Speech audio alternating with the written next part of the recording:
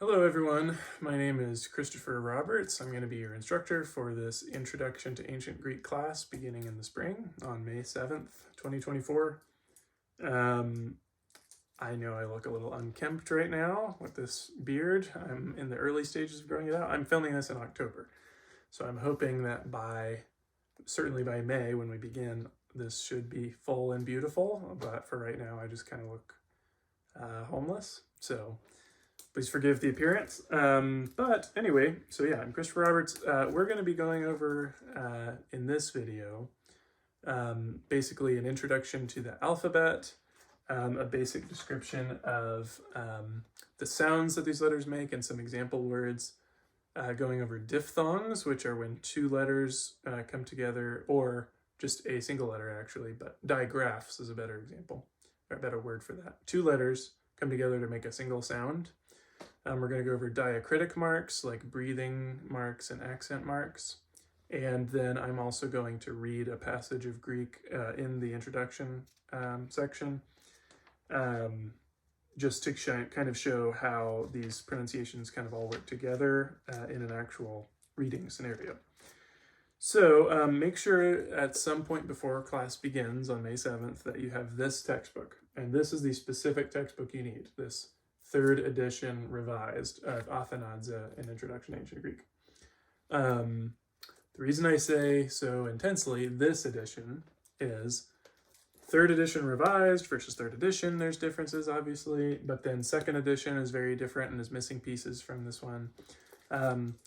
Unfortunately, this version, the 3rd revised, only comes in paperback. So if you look this up on Amazon and you can see, oh, I can get it in paperback or on hardback. You can't. It says hardback, but when you click on hardback, it takes you to the 2nd edition of this book. Do not get that. I promise there is no hardback, as much as I'd like it to be. Every time a class is taught with this textbook, someone gets the hardback copy. Don't be that person. Get the paperback copy, because this is the only version that actually is the correct version. So trust me, I've been looking at this for years.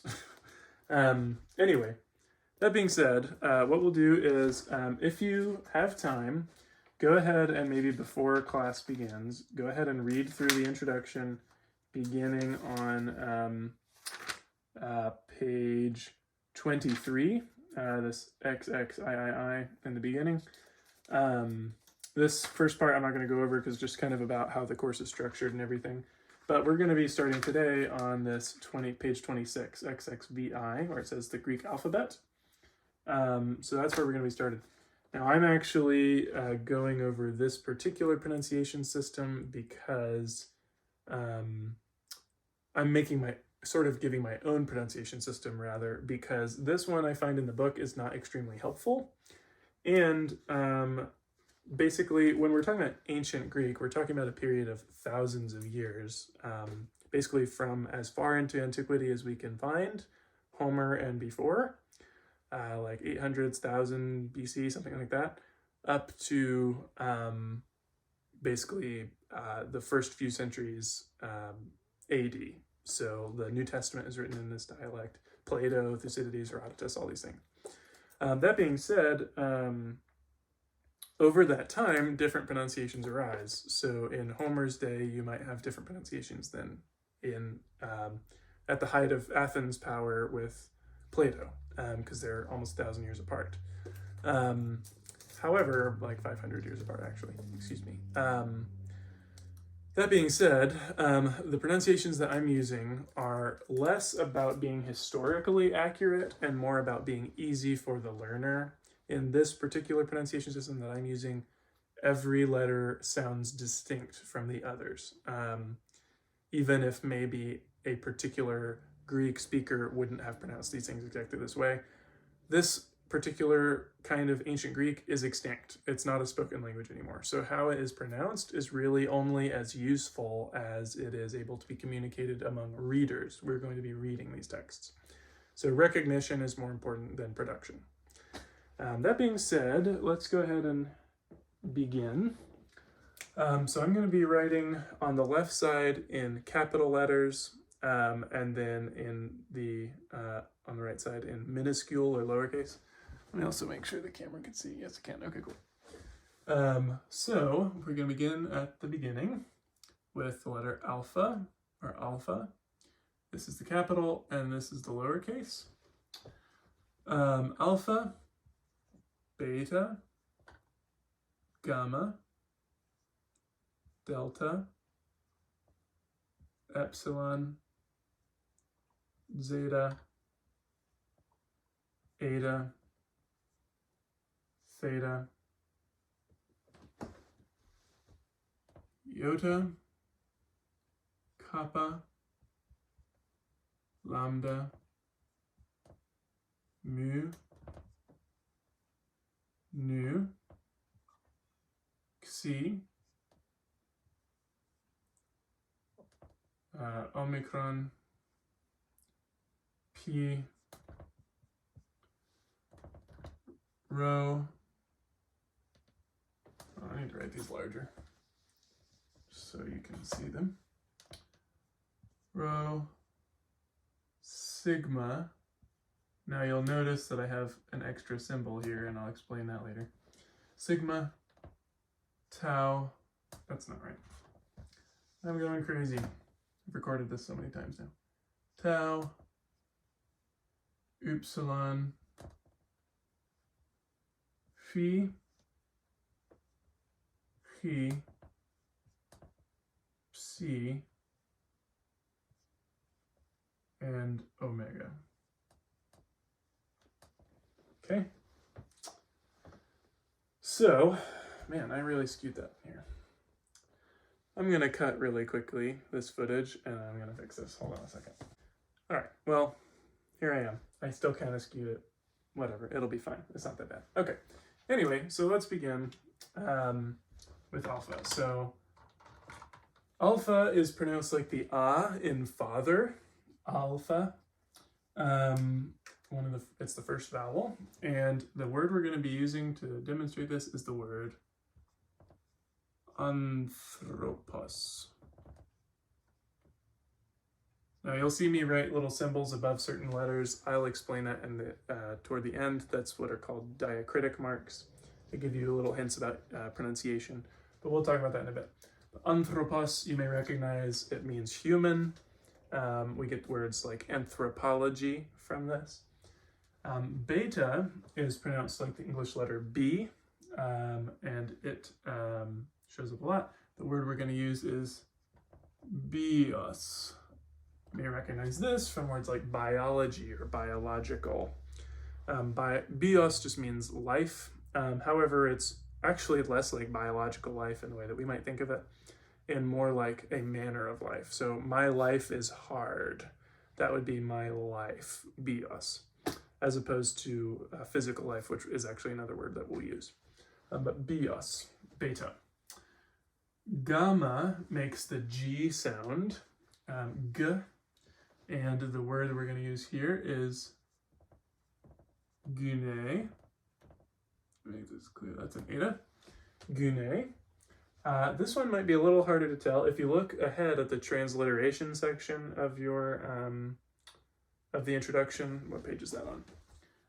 Transliteration is on page, let's see, 30 of the textbook, or of the introduction. It looks like that. Anyway, if you are looking at that, it might help you to identify some of these words. But gune means woman or wife. It's where we get words like gynecology, study of women, or misogyny, hatred of women, that kind of thing. So gune, g, gamma. Delta makes the d sound like the English letter D. Our word for this is going to be doulos, which means slave or servant. We will see this word come up a lot in the early chapters of our textbook because we're following a farming family in this story that we're reading, in which there is a slave. Slavery in ancient Greece wasn't necessarily racially motivated like it was in the Americas. It was more socioeconomic, class structure. People might become slaves if they owed a debt. Some people might choose to become slaves because they just wanted to work and live in the family and household of someone they knew or couldn't otherwise provide for themselves, so they would become the sort of a part of the household of someone else in service. Anyway, doulos, d, delta. Epsilon makes the eh sound. I won't say it sounds like the letter E in English because the letter E in English has so many different sounds it can make. In Greek, more or less, the sounds are consistent.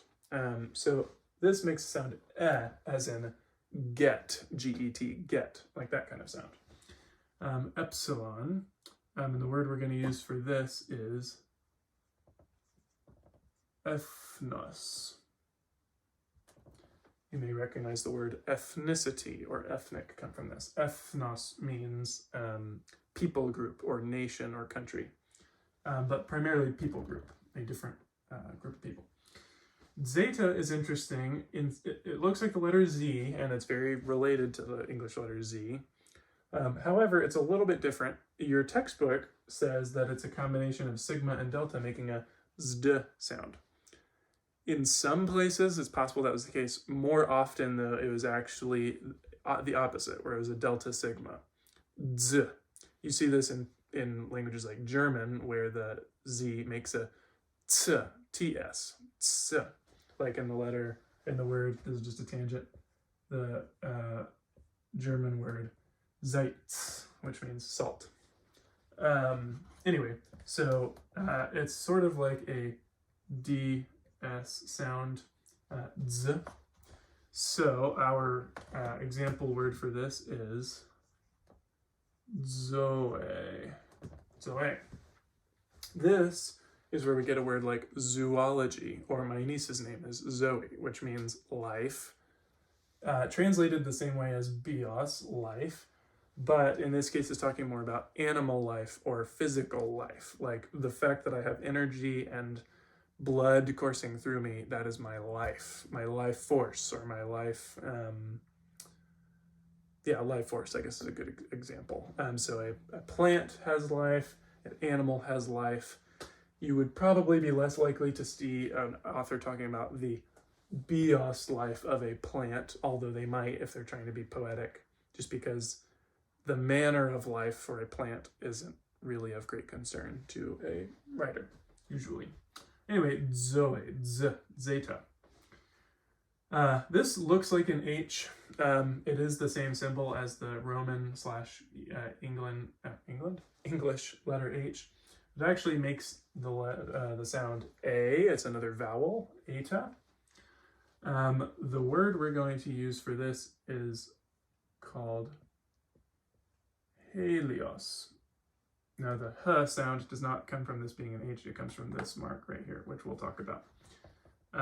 But in any case, helios is the word for the sun. There's also a Greek god of the sun just named Helios.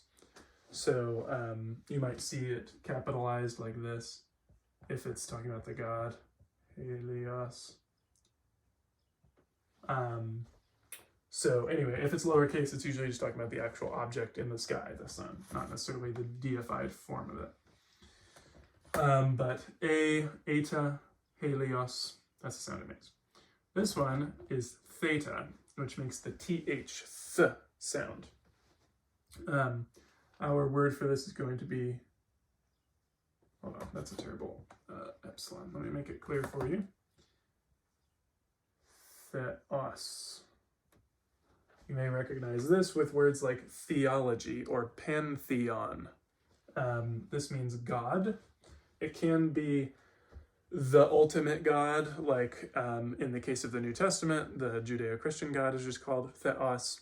In other Greek texts, Theos by itself can just refer to Zeus, or in particular, like the Delphic oracles to Apollo, they'll just say the God in reference to Apollo, or it can just be a general deity in general, the gods, hoi theoi, the gods, plural.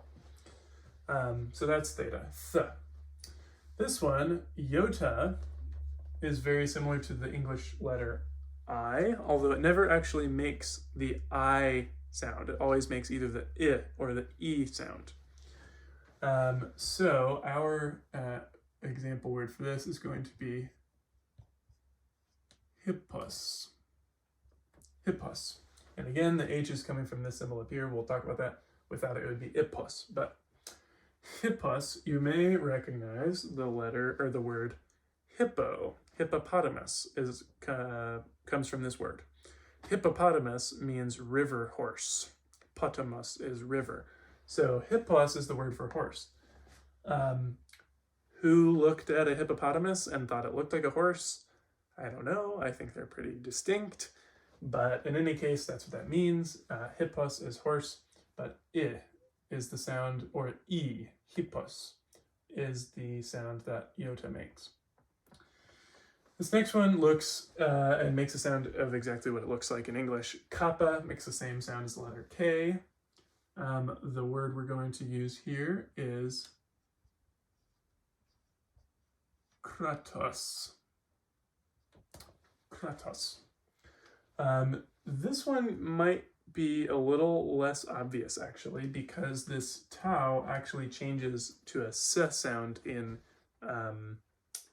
certain contexts. So this is actually the word for power.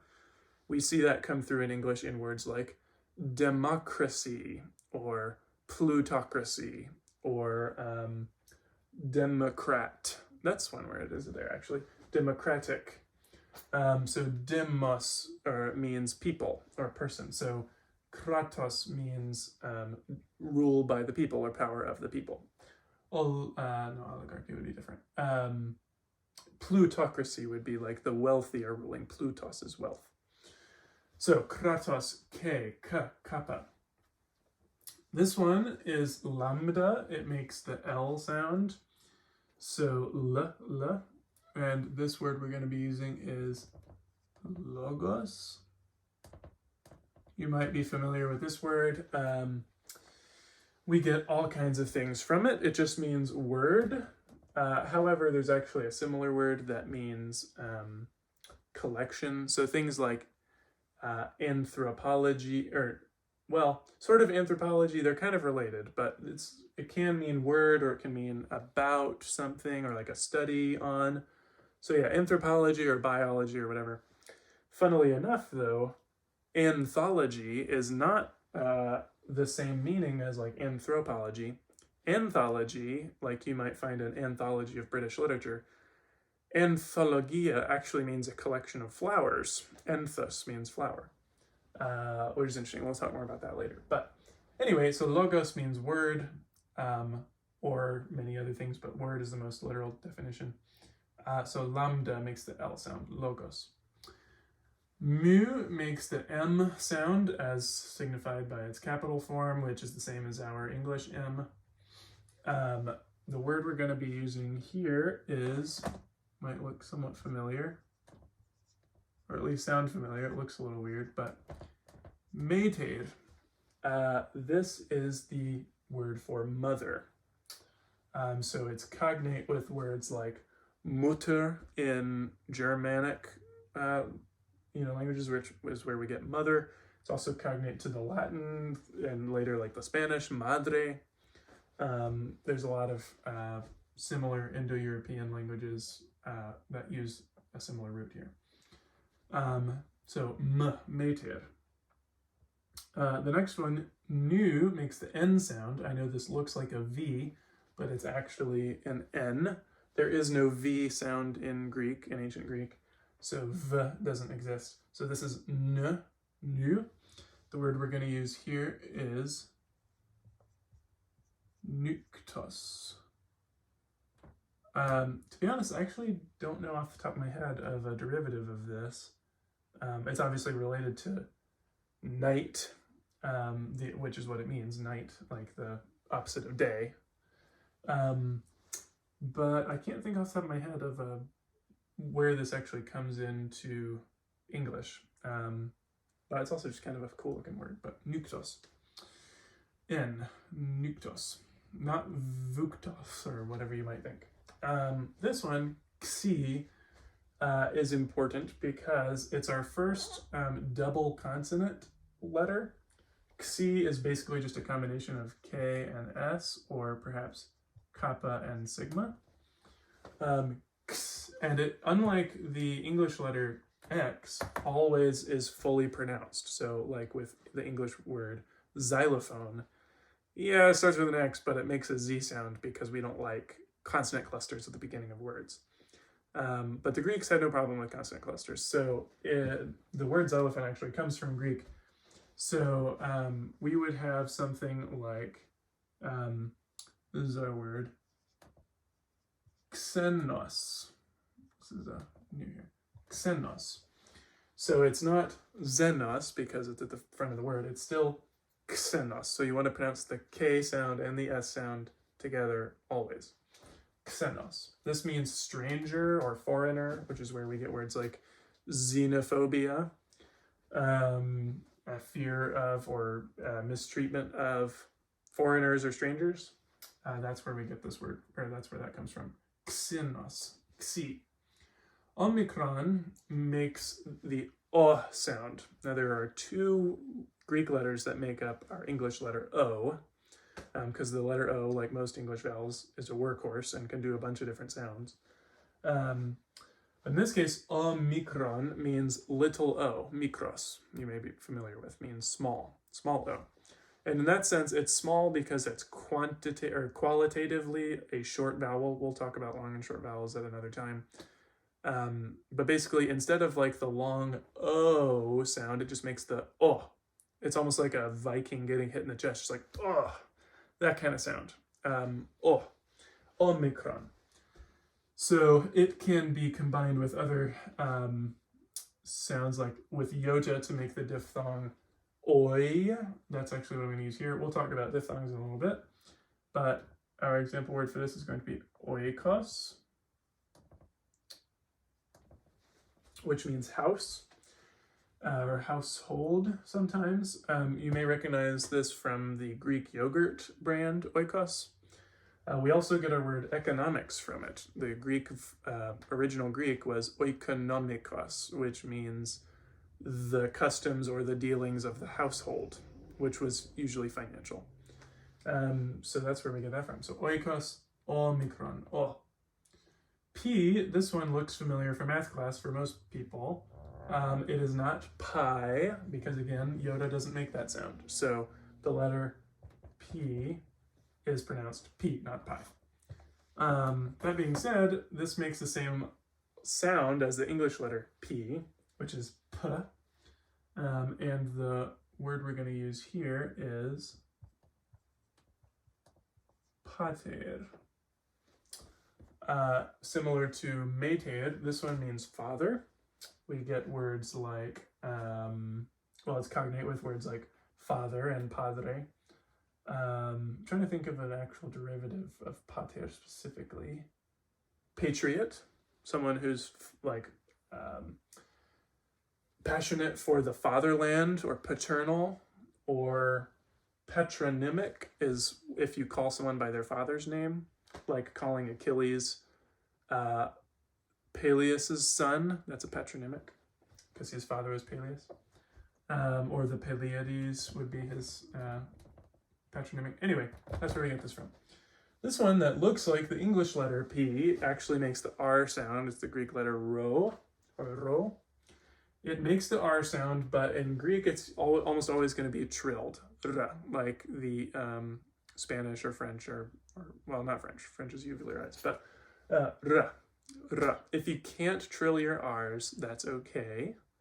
You can look up a video about how to do it. It's really not too super hard. It just takes some figuring out, and once you figure it out, then it becomes easy. But anyway, I'm not going to be mad at you if you pronounce it r, even though maybe it should be trilled. It's not a big deal. We're not really that concerned about it here. Anyway, this makes the sound R or ra. The word we're going to use for this is rhetor. Rhetor.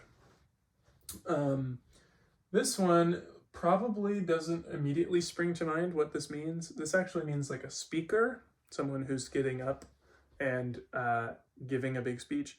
We get the word rhetoric from this. Rhetoric. So this comes from Greek, but rhetor is going to be a good example because it has actually a rho on both sides of it. But anyway, this makes the R sound, rhetor. Now here's why I have three symbols here. This is sigma, which makes the S sound, and let me just make this a little more clear how this is written here, because it looks kind of funky. This is almost like another E. It almost looks like an E, but it's not. Sigma makes the S sound, S. And here's why I have these two symbols here. So if you have a sigma at the beginning or middle, or basically anywhere but the end of the letter, it looks, or of the word, it looks like this. If it is at the end of the word, however, it looks like this. This is what's called a lunate sigma, because it looks like a crescent moon, lunar, lunate. It just has this little tail at the end. So you may have seen this, well, you may have seen, you absolutely have seen this lunate sigma all over the place. Like right here. It's at the end of most words because os is the nominative masculine ending. So you'll see this lunate sigma all over the place. However, at the beginning of words, it looks like this. So our word for this is going to be skotos, because it has both. Oops. Skotos. So, skotos means shadow or darkness. But notice you have here the beginning sigma, which looks like that. And then you have the ending sigma right here, which looks like that. So that's what we've got going on there. It seems weird to have two different sigmas. I agree with you, but whatever, that's what we're dealing with. This next one is the letter tau. It makes the same sound as the English T, excuse me, T. So what we're gonna get with this is the word topos. Topos. This means place, just any location, place. We get words like topography from this, the way that a place is written out on a map. Like you'll see the elevation in certain places, that's the topography. Or utopia comes from this. The Greek word for not is ou. So an utopia would be no place, or a place that doesn't exist. Essentially, if any place is so great that there's nothing wrong with it at all, it doesn't exist. That's the Greek philosophy anyway. So that's where we get the word utopia or utopia. So there we go. This next one is going to be probably a challenge for some people. This is upsilon. The sound it makes is a little bit funky, but basically it makes the oo sound. And here's how you make that sound. So it's a mixture between e and oo. So what you can do is have the inside of your mouth be making e and the outside of your mouth be making oo, specifically your lips. So what you can do is start out with an e and slowly move your lips in to make an oo sound. So e.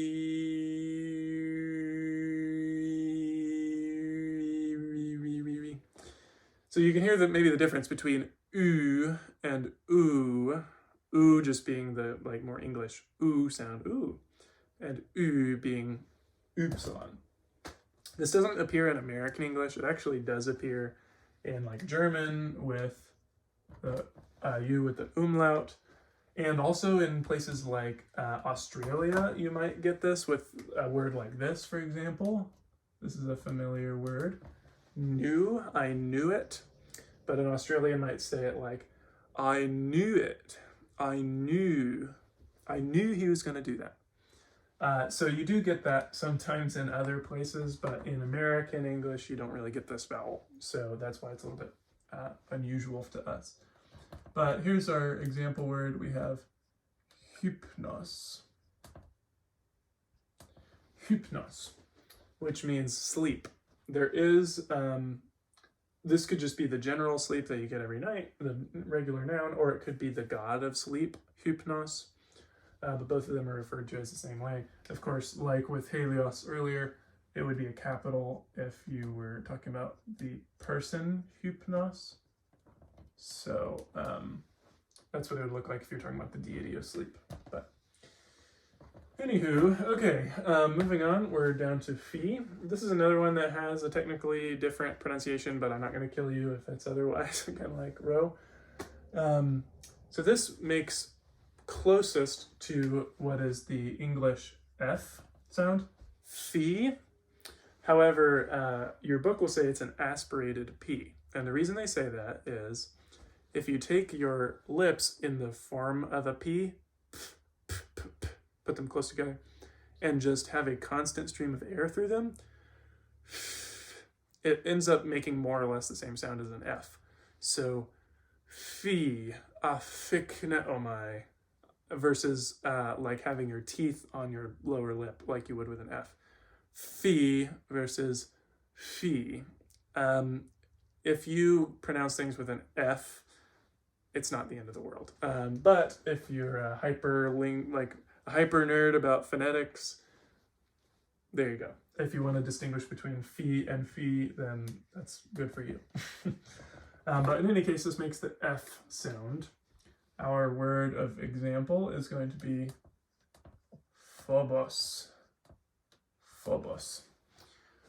This one you may recognize as fear. We get things like arachnophobia, or acrophobia. Arachne being spider, acros being top. So like acrophobia would be the fear of a high place. If you're scared of heights, that's acrophobia.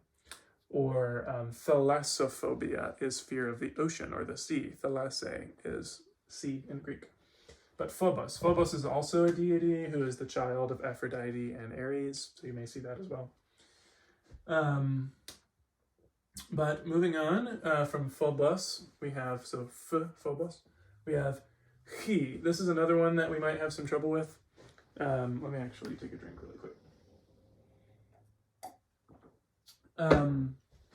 This is another sound we don't really have in American English. It's the sound ch.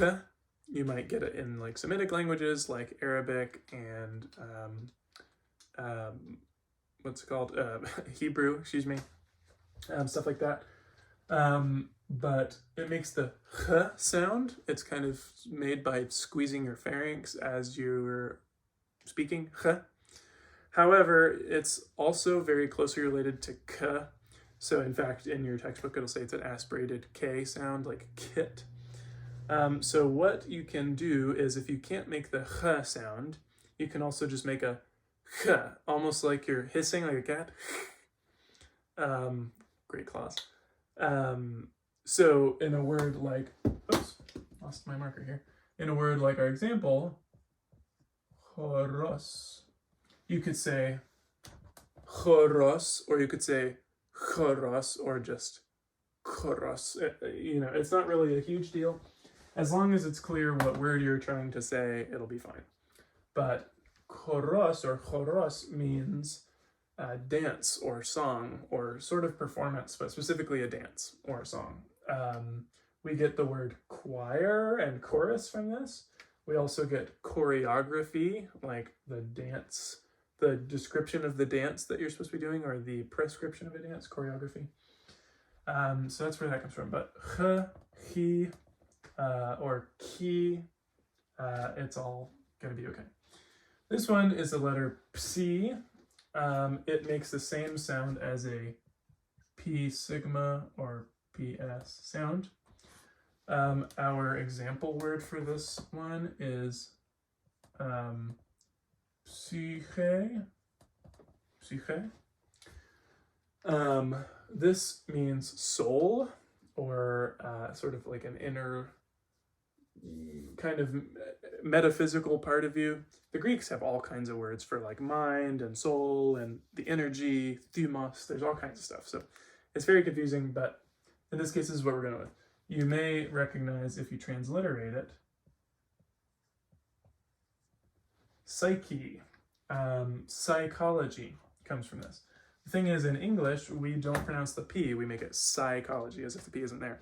The Greeks don't do that. Same with the Xi, it's psyche or psychologia or something like that. So you always pronounce the P sound, even if it's not normally there in the English equivalent. And then last but not least, we have omega. Now, I talked about Omicron being like the short, it's just one, it doesn't travel. Omega is big O, omega, because it does travel. It's a diphthong. So you have O as opposed to O. O.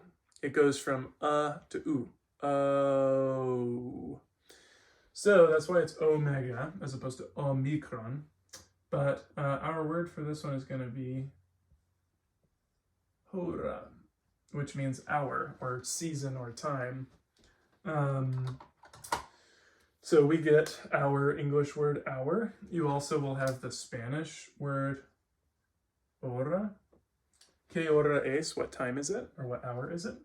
I mean, that's just a direct transliteration. So in any case, that's a pretty good cognate there. But anyway, so that's the alphabet. So alpha, beta, gamma, delta, epsilon, zeta, eta, theta, iota, kappa, lambda, mu, nu, xi, omicron, pi, rho, sigma, tau, upsilon, phi, chi, psi, omega. This is our alphabet. So we're almost there. Doing great. Stick with me for just a little bit longer. So here's what I'm now going to describe here is the diphthongs. So I'm actually going to pull up the textbook here because it might be helpful. Diphthongs are a sound that is made by two vowels kind of coming together. So we have diphthongs like alpha iota, which makes the I sound. I. It's not unexpected. You also get alpha upsilon, which makes ow, like in English we would have OW. Ow. This is how it would be said in Greek, ow, or au, but in this case it's just u, ow. Epsilon upsilon, there's debate on how this is pronounced. How we're going to do it in this class is u. So for example, the name of Achilles in Greek is Achilleus. Notice Achilleus. It's like it's almost pronounced like this, Y-O-U, U. And then this one, to be honest, I still have no idea how to pronounce it. It almost never comes up, and it's just kind of weird, but eta, upsilon, I'm not really worried about that. It almost never comes up. And the textbook is not helpful. It says eta plus upsilon pronounced as one syllable. Okay, but do you have an example? No. Oh, I don't know. Don't worry about it too much. It doesn't really ever happen. It happens occasionally, but we can just move past it when it does. And then we've seen this one, the omicron iota oi. You'll see that one come up a lot.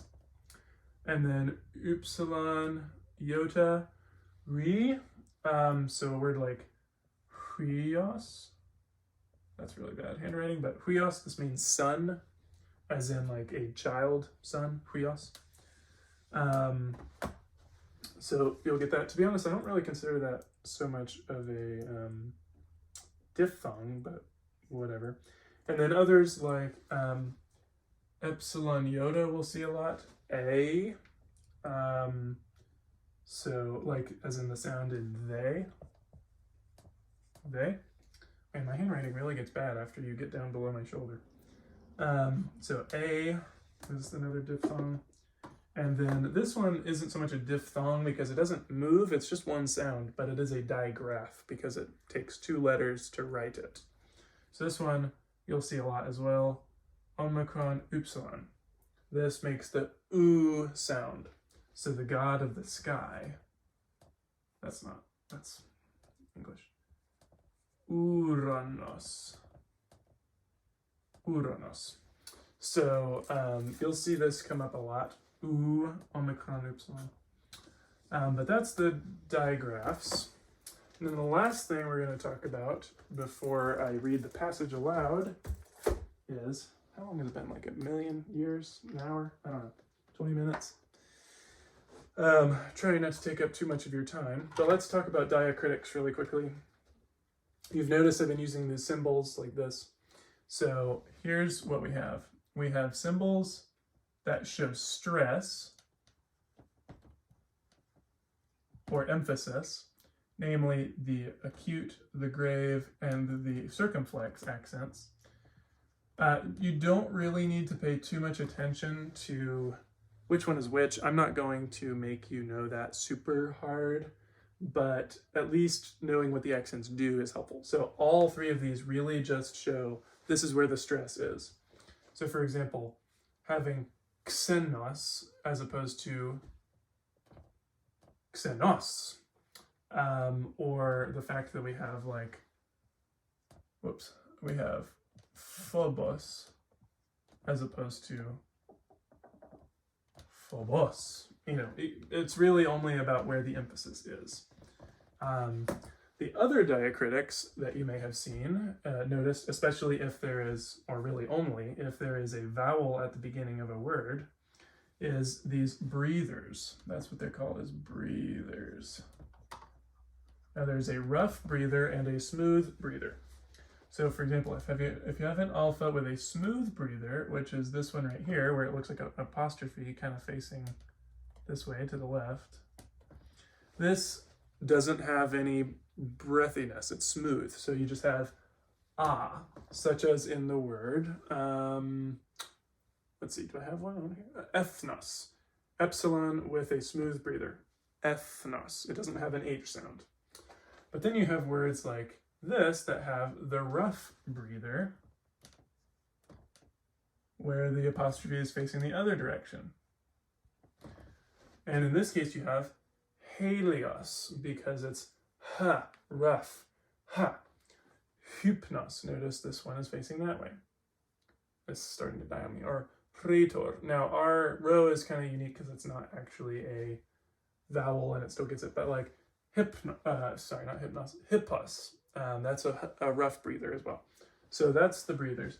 And these can be on any vowels, e, o, u, and o can all have breathers, and diacritics as well. So that's what those are. So that way, if I write something like this, a word you've never seen before, you should, with enough time, be able to learn how to pronounce it. There's no rough breathers anywhere, so you know that there's not a h sound anywhere. But we have psephidzo, and because the diacritic, the stress mark is here, the accent, you know that this is the emphasized syllable. So psephidzo is the way you pronounce it.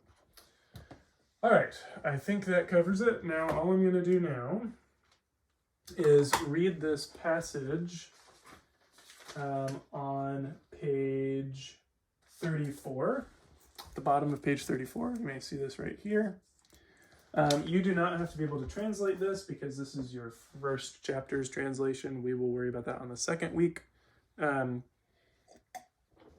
for now, I'm just going to show how to pronounce these things in conjunction.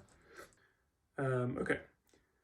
Hodikaiopolis Athenaios estin.